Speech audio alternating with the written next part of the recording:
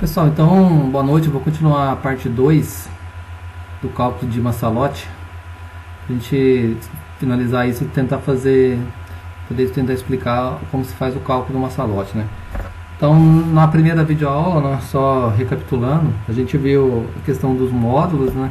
Como é que se calcula os módulos, divide a peça em módulos. A gente viu também o que é rechupe e também mostrei a questão do magma ali, né? Como eu fiz o cálculo do módulo usando o magma, né? E pelo método geométrico, né? Que é se calculando pelas dimensões, né? Então agora vamos ao cálculo do Massalotti, né? Com os dados na mão, que são os módulos, né? Que a gente já tem os módulos, a gente vai fazer o cálculo do Massalotti. Sim, tem algumas apostilas, né? Que explicam, tem alguns métodos. Eu vou estar explicando pelo método do Senai. Foi o método que eu aprendi, é o método que eu uso e que muita gente usa também. Também existem outros métodos, depois a gente pode estar explicando esses outros métodos. Vou estar mostrando aqui também.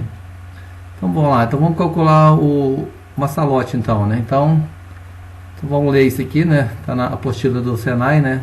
Os Massalotti, né? Então, para que os Massalotti cumpram a sua função, ele deve satisfazer as 5 regras básicas, né, que são elas. O tempo de solidificação do Massalotti deve ser superior ao tempo de solidificação da peça que ele tem de alimentar. Isto é, o Massalotti deve solidificar depois que a peça. Certo? Isso aqui. 2. O Massalotti deve estar posicionado sobre o ponto quente da peça, né? Então, ele vai ter que estar nesse ponto quente da peça, né? Geralmente é onde está o maior módulo. O Massalotti deve conter volume suficiente de metal líquido para compensar a contração volumétrica da peça. O Massalotti deve com pressão máxima, deve estar constantemente sob efeito da pressão atmosférica, né? O Massalotti deve ter um peso mínimo relativo ao peso da peça, sem perder a sua eficiência, para maior economia de material e facilitar a remoção do acabamento da peça. Então aqui tem alguns tipos de Massalotti, né? Aqui o Massalotti direto, né, cego, né? Então ele está direto, porque está bem em cima da peça. Direto também, né? Então aqui ó, 24A, 24B, direto cego. Massalotti lateral aberto, ele está aberto aqui. Essa parte aqui em cima aqui vai estar aberta, né? Então, e o cego, né? Então esse outro aqui, a gente vai estar usando lá nosso cálculo, esse aqui. Essa opção aqui, ó, cego. Vamos lá, as recomendações, né, por os desenhos de Massalotti, né? Então, as alturas, né, aqui, né, geralmente se usa uma vez e meia a 2 vezes o diâmetro, né? Essa é uma regra básica.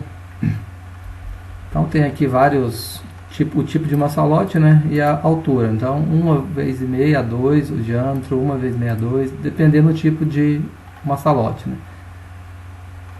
Então aqui a forma do pescoço do Massalotti, e aqui uma forma de um desenho do Massalotti, que é o modelo que eu uso e se adequa bem ao nosso processo. Então tá aqui uma forma dele, vou estar mostrando em outros desenhos ali também, e no Solid. Então eu uso esse modelo aqui, né?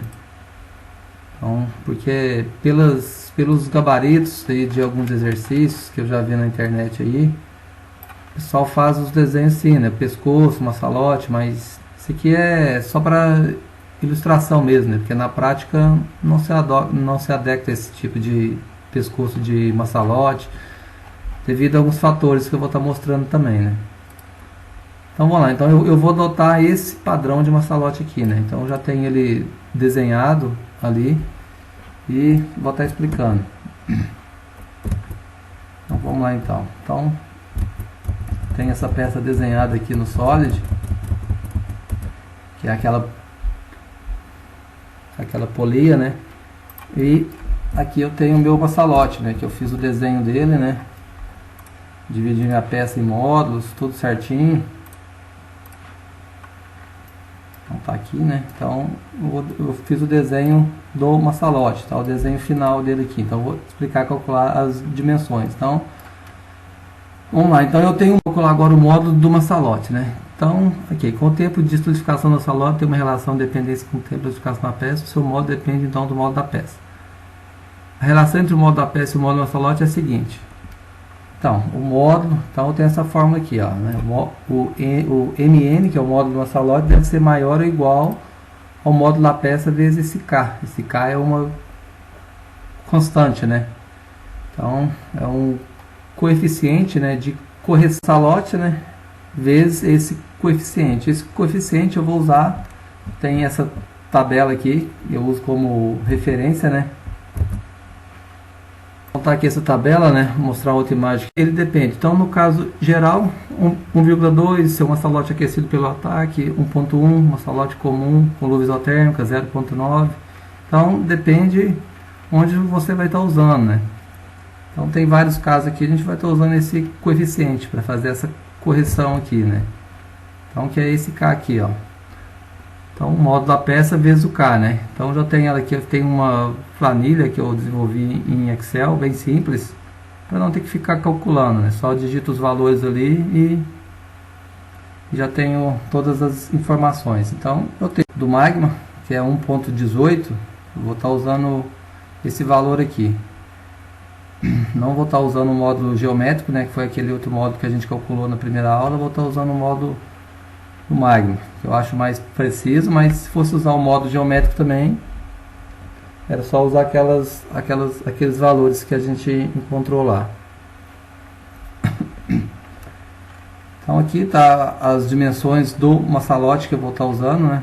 Eu vou estar usando esse maçalote aqui, ó, maçalote lateral aberto, que é bem similar àquele outro lá que eu mostrei naquela imagem, né? Então a gente vai estar usando essa forma aqui, né, para me calcular o diâmetro dele, né? Esse 4,56 vezes o módulo.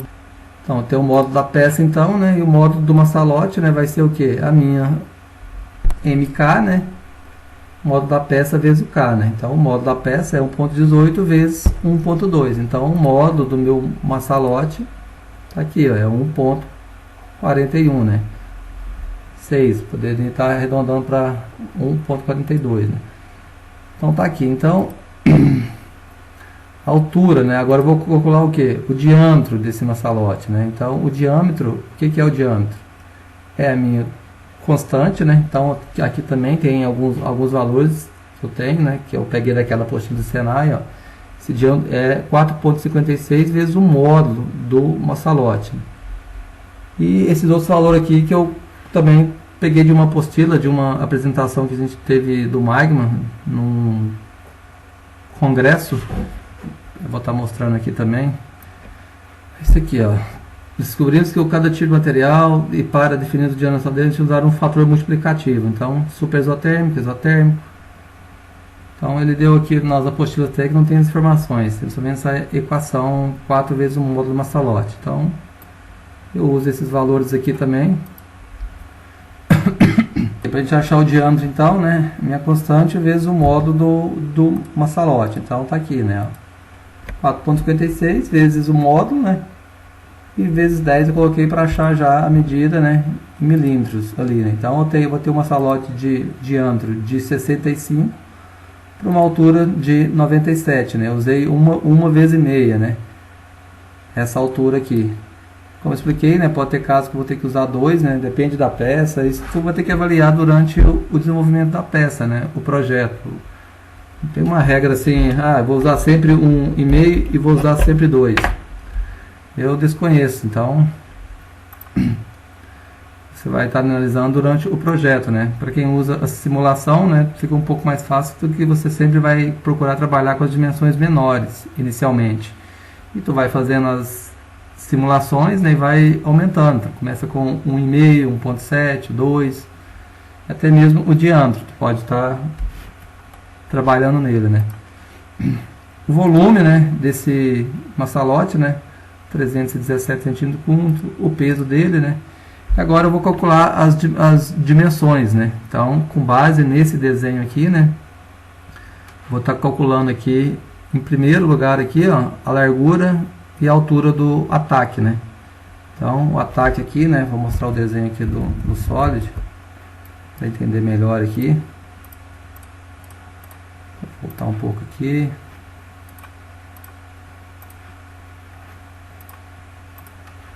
Então tá aqui meu ataque, né? Então essa parte aqui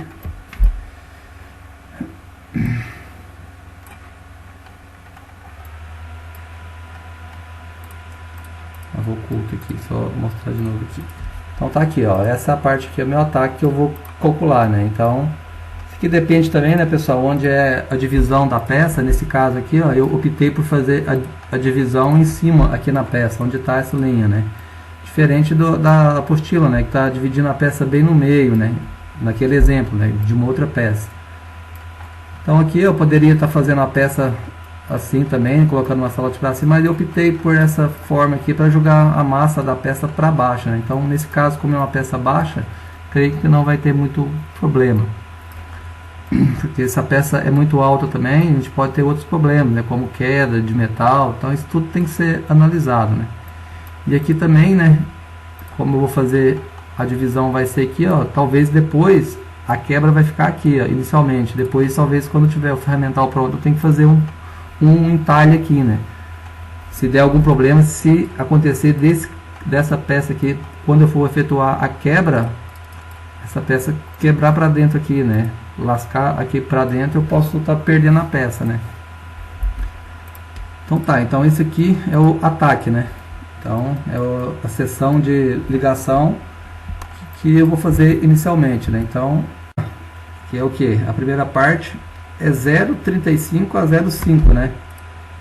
Ou seja, o diâmetro do maçalote, né? Então é de 35 a 50% o que? O diâmetro do maçalote, né? Então, pegar 0,35 vezes o diâmetro do maçalote. Então, tem o mínimo, médio e a medida máxima que eu posso estar usando, né? Como eu disse, se eu trabalho com simulação, eu vou começar sempre com a mínima, né? Eu posso estar alterando depois, dependendo da simulação, né? Esse valor aqui, ó, que é a distância, né, desse ponto de quebra aqui, né? Eu sempre trabalho de 3 a 5 milímetros nos tipos de peças que eu trabalho, né? Lembrando, né, que isso aqui a gente está fazendo uma peça em ferro, né? Em ferro fundido cinzento,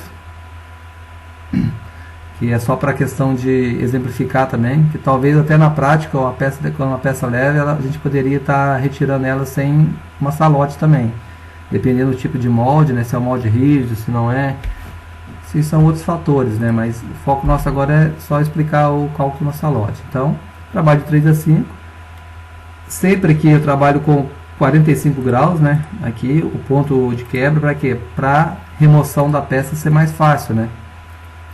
Quando eu efetuar a quebra, esse maçalote aqui fica bem mais fácil para efetuar a quebra, se eu for usar marreta ou for usar cunha hidráulica, né? Também esse tipo de cunha aqui, ó, que é bem prático, né, também, né? Então a gente só teria que fazer algum reforço aqui, né, para aquela cunha hidráulica entrar aqui e daí efetuar a quebra, que hoje é bastante usado, né, para diminuir o esforço físico. Então eu calculei aqui, né, o meu ponto de quebra aqui, deu 45. Eu vou estar usando aqui, eu usei 27, que é a média, que está dentro do 0,35. Eu não vou usar inicialmente, aí vai ter que ser teste prático, né, às vezes, né. Então 27 por 27, essa distância da peça até o maçalote aqui também estou usando com base nessa apostila aqui, 0,10 a 0,15, essa distância aqui, né. Então está usando aqui entre 6 e 10, e aqui as outras dimensões, né? Dimensão 1 aqui, né? Essa parte retinha aqui embaixo. Então tá aqui, tá usando 0,1 vezes o diâmetro. Parte 2 ali, ó, que é o raio, essa bacia aqui, ó, de 0,4 a 0,5 o diâmetro do maçalote. Parte 3, que é o raio superior ali, também, que é de 0,3 a 0,4. Parte 4 ali, ó, que é isso, né? O 5 aqui, ó, que é a dimensão desse machinho que vai em cima aqui, né, esse furo, para o maçalote atuar melhor, e parte 6, que é o diâmetro dele, né. Então isso aqui tudo eu peguei com base nesse exemplo aqui, desse maçalote que é explicado na apostila do Senai. Então tem todas as dimensões aqui, e vou estar usando essas dimensões aqui no meu desenho, né, para me calcular esse maçalote, né. Então, fiz o desenho da bacia, né, aqui fiz esse desenho, né. Então sempre tenho que trabalhar com um ângulo de saída aqui, né. Esse ângulo de saída aqui eu trabalho de 5 a 10 graus, né, para facilitar na extração da areia, né.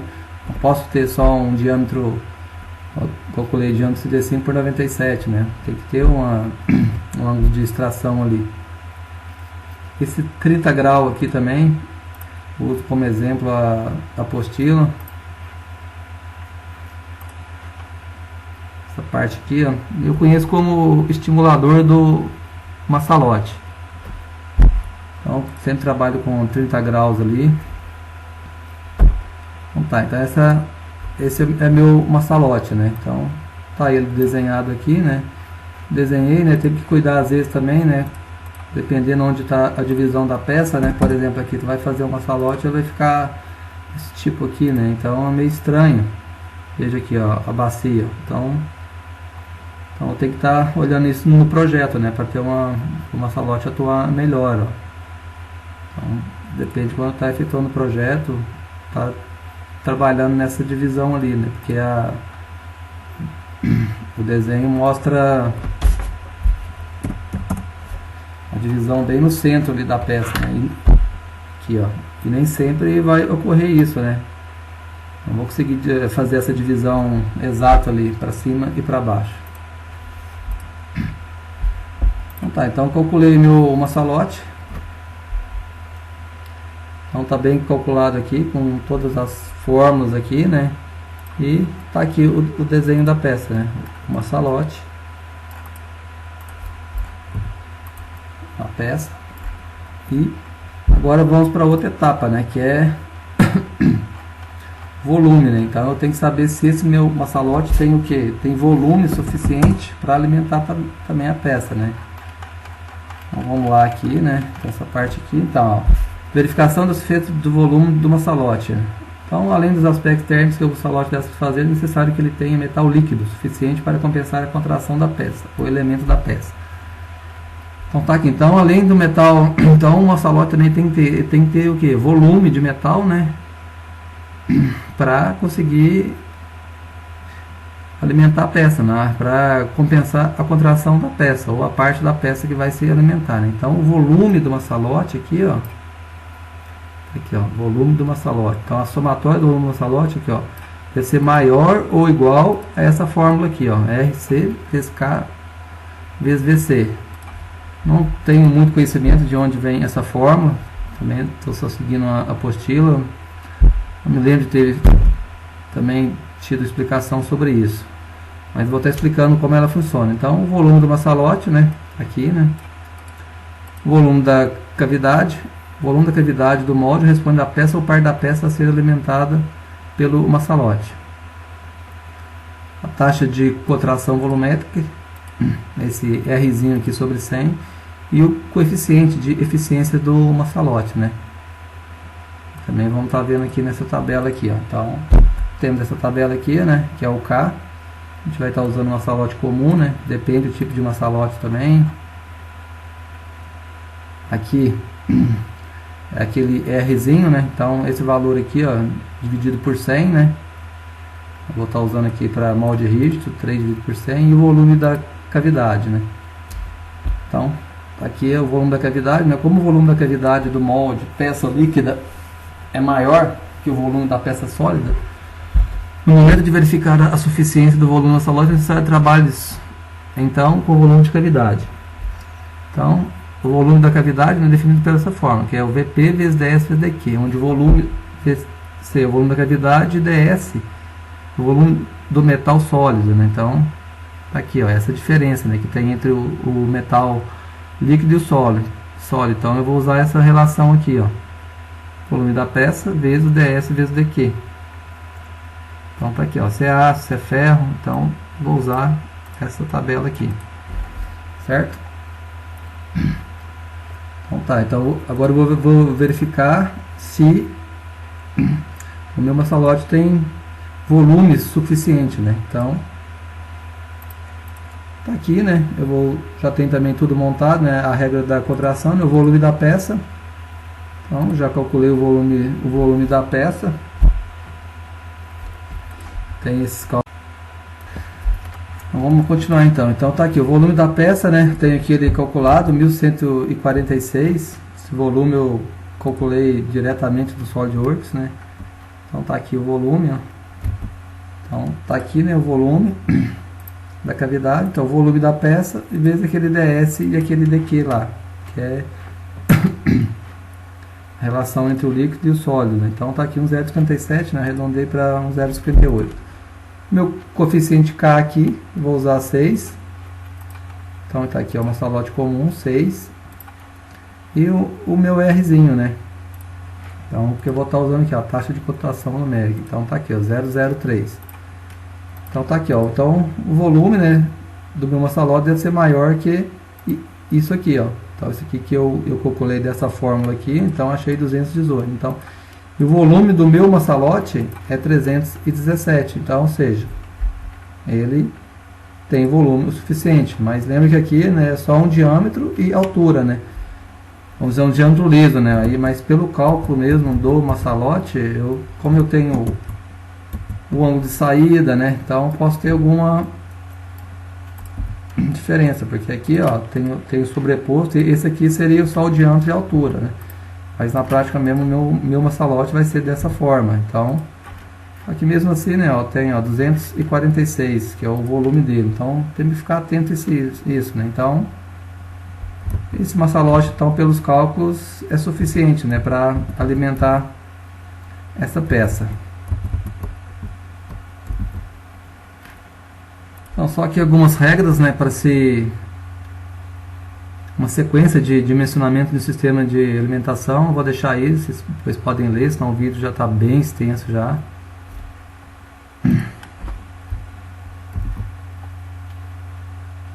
Essa aqui então é a peça que a gente estava calculando da apostila, né? Então tá aqui, ó, uma forma diferente, né? Que calculou uma vez um módulo. É outra forma de calcular, depois a gente pode estar mostrando também. Mas o objetivo era explicar pelo método do Senai, né? Também tenho aqui ele usou o mesmo tipo de cálculo, né? Regra da contração, taxa de contração volumétrica, o valor de ds sobre dq. Ele calculou o volume da cavidade, né? O módulo do maçalote. Então o objetivo desse trabalho aqui era mostrar diferentes tipos de maçalote, né? Qual a gente poderia ter um maior rendimento, né, sobre custo, né? Um trabalho muito bom. Então aqui usou os cálculos do Senai, né? Vários tipos de luva, o sistema que ele usou, também foi feita uma simulação, aqui os fatores que ele usou, composição química, aqui no Magma mostrando os modos, né? Os vários tipos, teste no Magma e na prática. E os resultados finais. Pessoal, então era assim, eu acho que foi isso que eu tentei explicar, como se calcula um maçalote. Se alguém tiver alguma sugestão, uma coisa que também eu falei e tem errado, só me corrigir aí que a gente melhora nos próximos vídeos. Obrigado, tchau.